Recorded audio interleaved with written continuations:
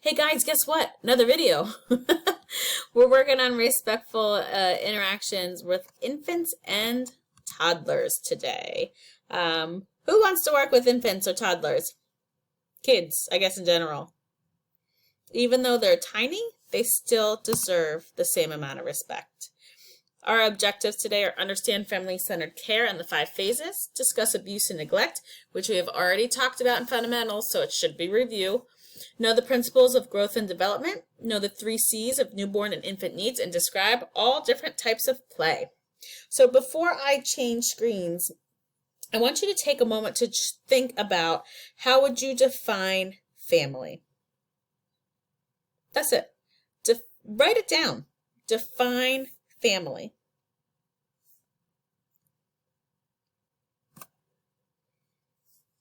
Really? Everyone's definition is going to be different. Every family is unique, and every family may not be blood. It can be blood relationships, spousal, step-parents, children. It could be your support system on who is there for you, really. The Institute for Patient and Family-Centered Care, the IPFCC, defines it as 2 or more persons who are related biologically, legally, or emotionally. And with this definition, we talk about the family health system approach, which is directed in 5 processes, which we'll go to next. But think about when you get ill, who are you going to call first? Who's your first person? Mine would be my mom or my husband. Guess I should probably call my husband first, then my mom.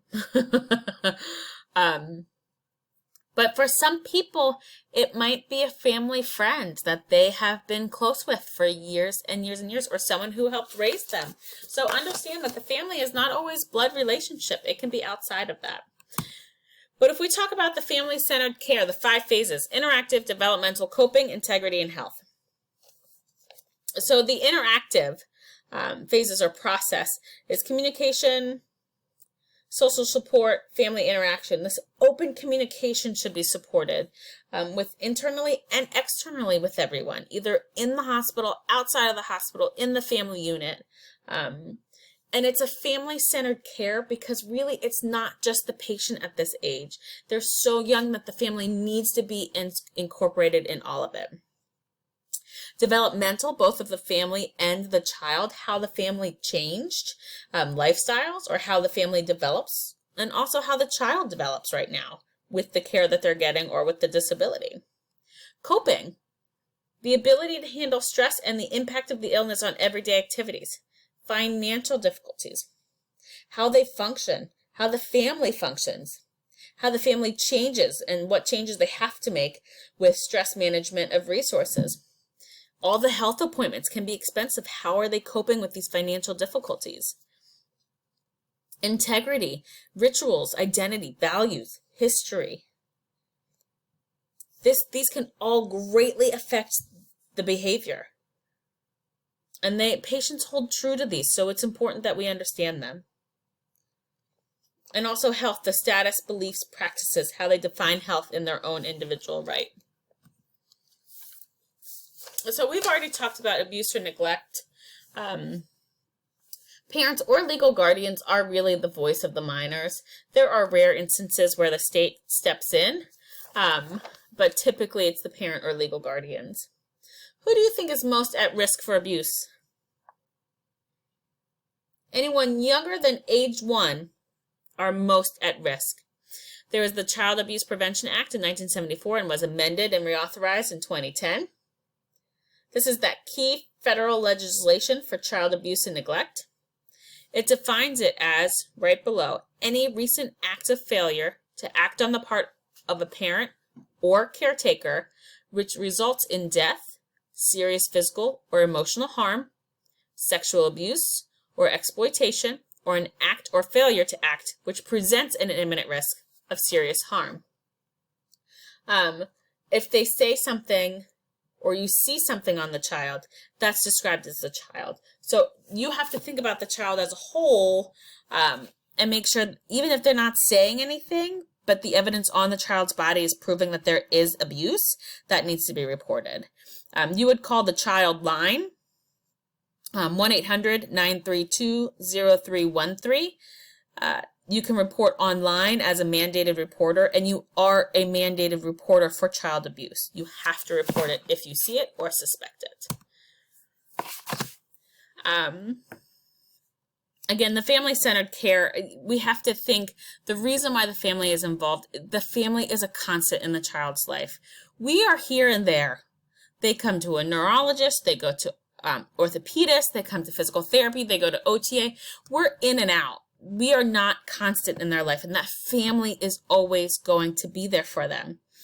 The parents need to be a part of all aspects of this, and it's important that they're part of the care, the development, and implementation as well. They have to be implementing some of these key tools that we're giving them at home to ensure the success of our patients. Honoring any racial, ethnic, cultural, and socioeconomic status. The diversity of the families is important.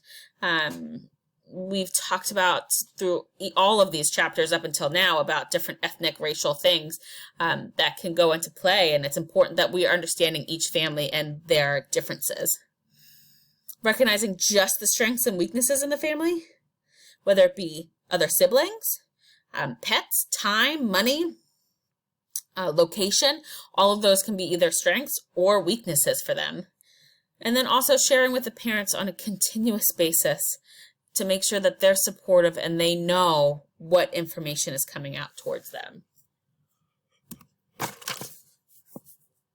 Understanding some principles of growth and development. If we think about the orderliness of growth and development, we understand that infants will turn their head before they extend their hands. They crawl before they walk, typically. That there is some discontinuity in growth and development. That means that it's not always smooth or gradual. There can be a growth spurt or periods of slow growth. So for my son, he may have spent the first year not growing at all, height-wise, and then the second or third year, he sprouts 6 inches. That's that discontinuity. It's not a gradual incline up. Differentiation, development goes from simple to complex. A general example of this is the infant waves their arms first before they learn how to grasp with their hands. So it goes again from the simple movement of waving their arms to a more complex movement of grasping with their hands. Cephalocaudal means upper develops before the lower end. So they're going to hold their head up before learning how to be able to sit. And then proximal, distal, and bilateral. I'm sure you guys can guess what that means. Growth progresses from the central axis to the extremities. So that central nervous system develops before the peripheral nervous system. And then bilateral is something happens on one side, it happens on the other side, bilateral, which you guys already knew what that meant. I know. Just going over it again. So theories of development, Piaget and Erikson both had their different theories. Piaget decided that his was more logical, deductive explanation of how children think, either from infant to adolescence. In this infant stage, we're talking more sensory motor and pre-operational. So the sensory motor is the earliest stage, is they're taking information through sensory. So think about what that means. How can an infant take in information through sensory? Think of an example. They smell things. They're touching things to see if it's soft, if it's rough, if it's crinkly. They're recognizing that things are different through this sense. They put things in their mouth. How do they taste? That's a sensory reaction. And then pre-operational, where toddlers learn to think and understand by building each new experience upon previous ones. So they learn that if I put this block on top of another block, it's going to build. If I build it too high, then it's going to fall. So it's this pre-operational where they understand each experience kind of builds with another experience. Erikson had his different forms of theory where it was trust versus mistrust, and autonomy and shame in a toddler, which is confused about the cause and effect of what happens. okay? Piaget did have something in the book here, though, that his beliefs claim that we might underestimate the cognitive abilities of a toddler. These researchers suggest that children have far more potential to understand complex illness concepts than they have previously been given credit for. Thus, some toddlers may be capable of appreciating the perspective of another and adapting their behavior accordingly. Others propose that rather than viewing the toddler as incapable of thinking a certain way, one should view him or her as a novice. Children have much less life experience than adults. Thus, when children gain experience through chronic illness, for example, or perform tasks involving their own expertise, they can demonstrate adult-like performance and more sophisticated thinking and reasoning. They are thinking a little bit more sophisticated than we are because they haven't had the experiences we had, so they think more like an adult. It's very interesting. You should read that in the book, in that chapter. I'm not going to go all into it now because that would make it too long to listen to and slightly annoying, I'm sure. You will need to know the 3 C's of newborn and infant needs: consistency, constancy, and continuity of treatment.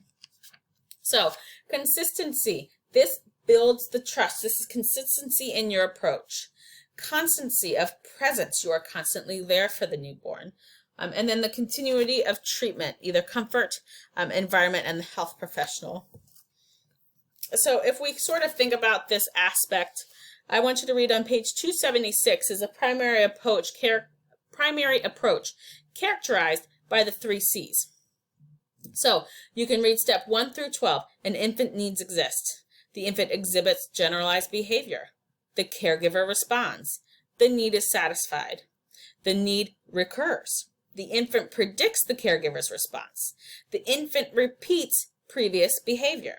The caregiver responds in a consistent manner. The need is satisfied.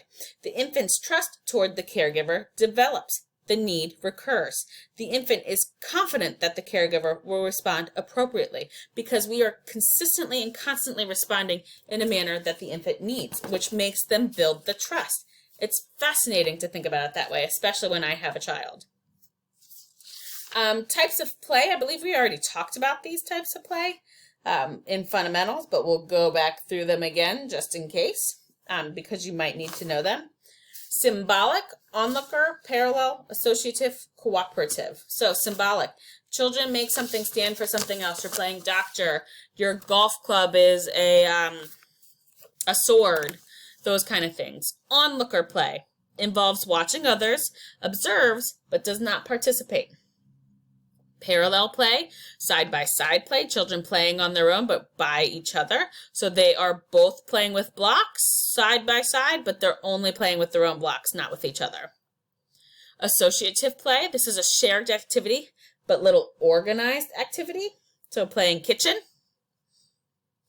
playing together, but not organized at all. Constructive play is exactly what you think of it. It's actually constructing things, so involved in making or building of things. And then cooperative play, in which rules are followed and goals are achieved. This is kickball, soccer, those things. And also these are, again, going up into the years a little bit more with Erikson and his theories. You can read about this in the book. I'm not going to get too far into it. If you have any questions about chapter 4, please let me know. I am happy to answer them. Thanks, guys.